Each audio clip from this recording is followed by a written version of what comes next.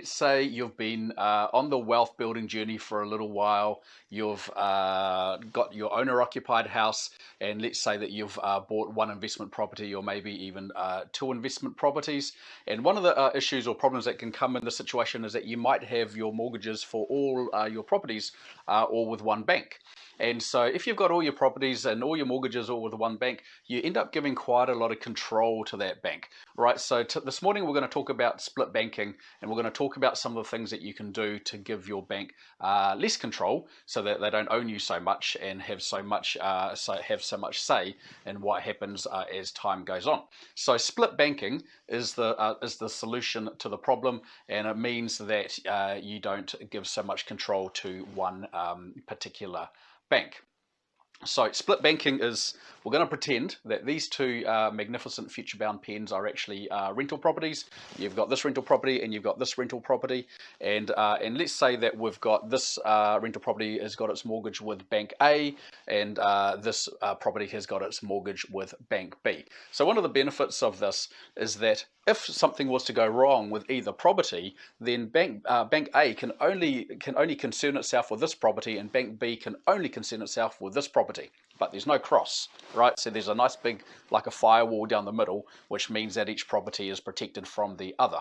Now, if, say, for example, the mortgages for these houses were all with Bank C, then that would mean that if something went wrong with this property, then Bank C can also claim from this property and vice versa, right? Because Bank C would just be looking at both properties together as joint security, and they will just use both to solve any problem that they've got. So why you should care about this? So split banking becomes particularly effective when you're trying to sell off your rental properties, because even though banks are really helpful to us in a lot of situations, in certain situations they can be flipping meanies, and so this is where you've got to protect yourself from the bank so that they can't control your situation too much. So one of those situations could be when you decide to sell one of your investment properties. All right.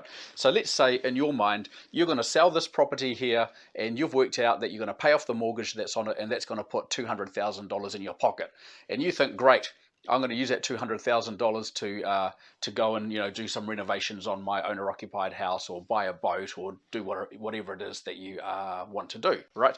And so when you sell this house, you're thinking, great, 200 grand coming my way. But what the bank will do is that they'll actually do an assessment on you when they find out that you're selling this house, and basically the assessment will be like almost like you're doing a mortgage application at the time of getting a mortgage, and they might say, well, you've now retired, and so your income's dropped quite a lot, or maybe you're working part-time, so your income's dropped quite a lot. So that means you can't even afford to keep the mortgage on this house. And you might say, but hang on, I'm paying the mortgage on that house every week and I'm never missing a payment. Bank doesn't care. All right. So what they can do is they can take that 200,000 that's coming from this house, and they can apply it to the mortgage on this house. Okay. And then all of a sudden, you don't have 200,000 to do renovations with or buy your boat. Okay, you do have a lower mortgage here, which still might be helpful to you, but you've missed out on that 200 grand from selling this house here. And so this is a situation, particularly when you get closer to retirement age, that you might want to consider split banking. So split banking also means that you get to retain more equity in your owner-occupied home. So this actually only really applies to people that are buying new build investment properties. So remember, the rule for new build investment properties is a 20% equity deposit.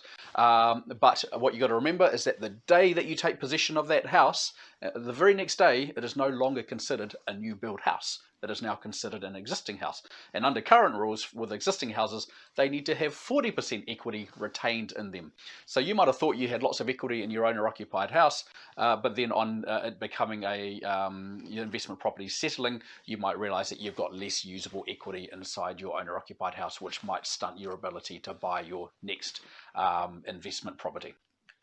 Okay, so when should you use split banking? So split banking is really good for people that are trying to build their property portfolio if they don't have much equity inside their owner-occupied home. Okay, and split banking is also quite relevant for people that are nearing retirement age, as this is often the time when you might be considering selling off one or more of your investment properties.